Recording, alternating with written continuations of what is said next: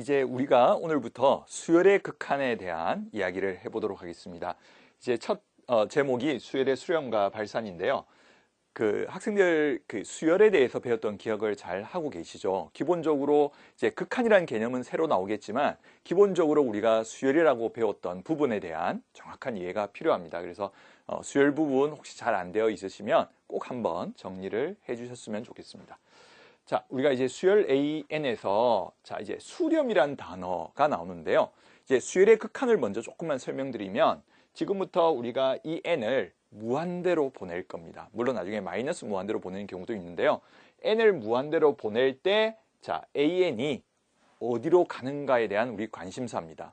그래서 실제로는 우리가 이제 극한이라고 하는 것은 실제로 어떤 값이라기보다는 어떤 값을 향해서 가는 어딘가를 목표로 해서 향해서 가는 것의 의미를 많이 띠고 있습니다. 그래서 좀 해석을 해보면 그러니까 an이라는 수열이 n이 무한대로 커질 때 알파를 향해서 간다. 물론 항상 그 값이 알파인 경우도 있습니다. 예를 들어 수열이 만약에 an이 1이에요.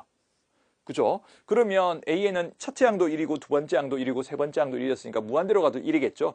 이때는 솔직히 1을 향해서 가는 게 아니라 계속해서 1이었죠. 이런 경우도 우리는 극한값은 리미트 n이 무한대로 갈 때 an은 1이 되겠죠. 예. 이렇게 우리가 일정한 값을 가지는 것을 우리가 수렴이라고 합니다. 물론 이렇게 상수항으로 쭉 가는 경우도 있겠지만 예를 들어 an이 1 더하기 n분의 1이라고 생각해 볼까요?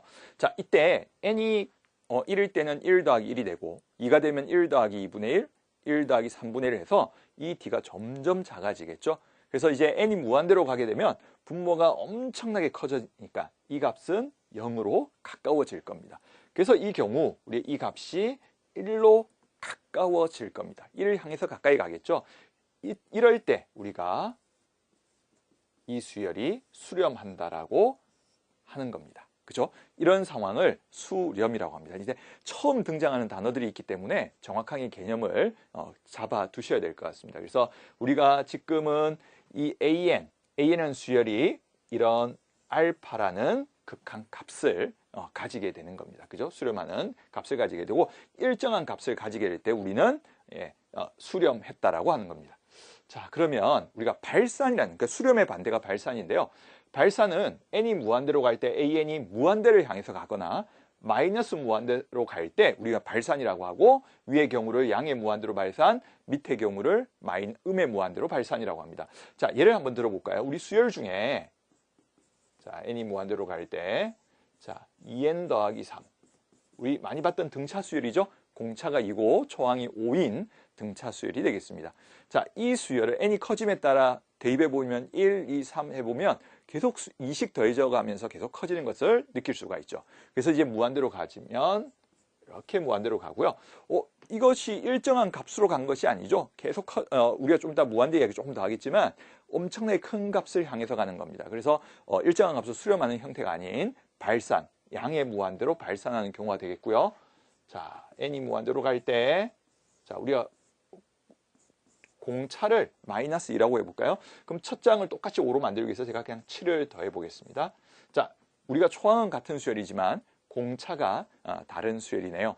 자, 점점 2를 빼서 가는 거죠.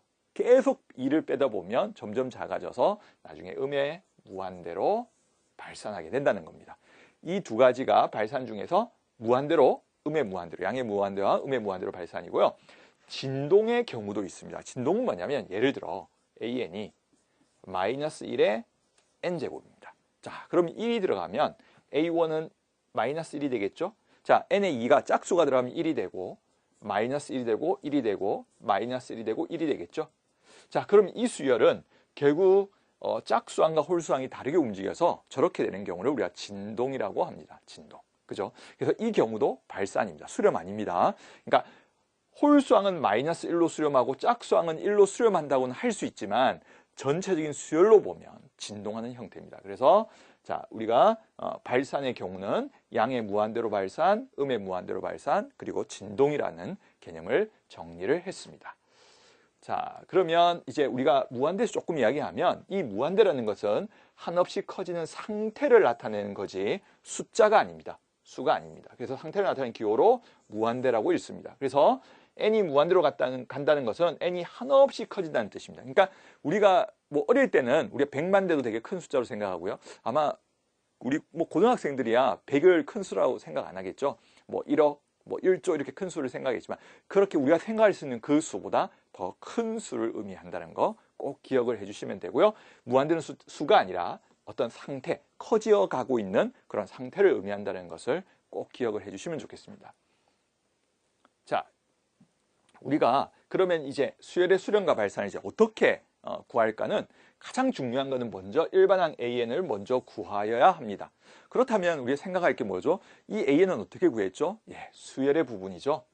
그래서 어떤 면에서 보면 극한은 기본적인 개념은 조금 까다롭지만 그 계산의 과정에서 필요한 대부분은 수열을 의존하게 됩니다. 그래서 수열 부분 잘 정리하셔야 되고요. 우리가 그 수열 단원에서 배웠던 일반항 구하는 과정들, 그죠? 등차 수열의 일반항, 등비 수열의 일반항, 그리고 규칙을 가진 수열들의, 그죠? 일반항을 구하는 많은 과정들을 봤을 겁니다. 그래서 일반항을 구하는 작업은 먼저 해주시고요. 그리고 나서 n을 무한대로 보내왔을 때 이 값이 일정하게 간다면 수렴, 그죠? 일정한 값으로 가지 않는다면, 예를 들어 무한대로 가거나 마이너스 무한대로 가거나 진동으로 하게 되면 발산이라고 이야기를 해주면 되겠습니다. 이해하시겠죠? 그래서 이제 우리가 수열의 수렴과 발산에 대해서 오늘 첫 시간 한번 잘 정리해 봤습니다. 꼭 기억해 주세요. 예, 오늘은 여기까지 하겠습니다.